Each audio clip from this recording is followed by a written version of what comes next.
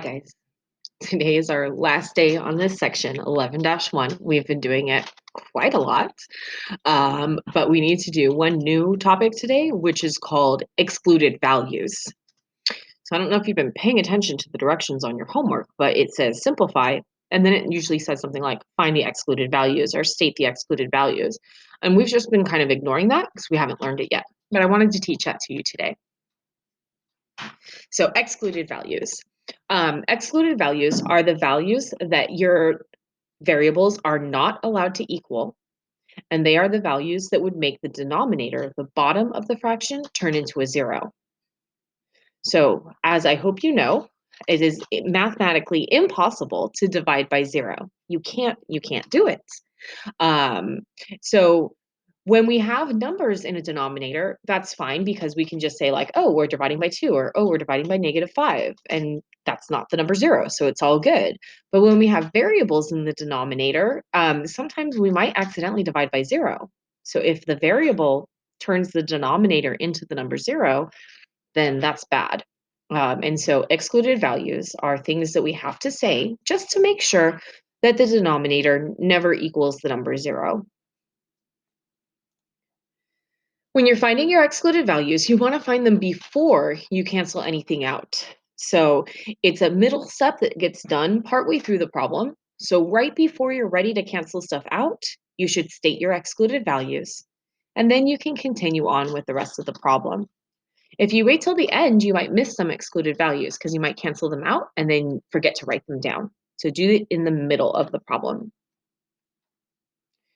Now for our first video, we're going to focus on our problems that do not require any factoring, so our monomial problems. And so here is our first question. Now in this problem, I know that I do not have to factor because there's no adding or subtracting happening anywhere in the entire fraction. And so since I don't have to factor, my first step used to be, let's cancel. Now though, because we need to do excluded values, we're going to do that first, and we'll do our canceling second. With the excluded values, you're only going to focus on the denominator. That's the only part of the fraction that we care about. And when it's the problems where you don't have to factor, the excluded values are super, super easy. Basically, any variable that is in the denominator, you need to say that it's not allowed to equal 0. So in this problem, in my denominator, I have an x and a y and a z.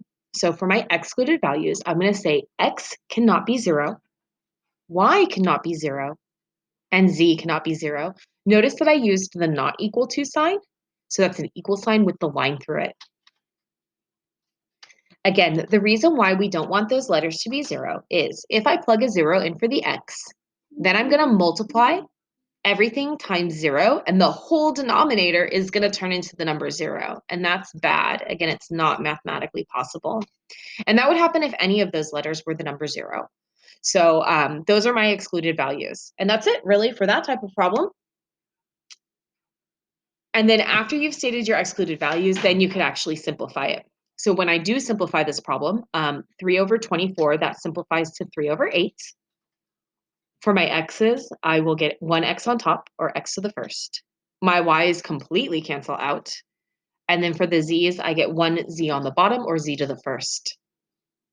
Now notice that if I did my excluded values for my final answer, I would only get the letter z. I would only say that z does not equal 0, and then I would be missing some of my excluded values. So that's why it's important that we do our excluded values before we cancel. Here's one more. Why don't you guys try this one on your own, see if you can state your excluded values, and then write the simplified fraction as well. And when you're ready to check your answer, unpause the video. Now, don't forget that excluded values are only from the denominator. In the denominator, my only variables were a and y. So I would say a cannot equal 0 and y cannot equal 0. Since the z did not show up in the denominator, we do not need to include the letter z in our excluded values. And then the only thing that simplifies on this problem is that the a's cancel. So then my final simplified answer would be 13z over 14y. On these questions, you would have 2 answers: your excluded values and your simplified fraction. In our second video, we'll talk about how to find excluded values when you have to factor. So I'll see you in a little bit.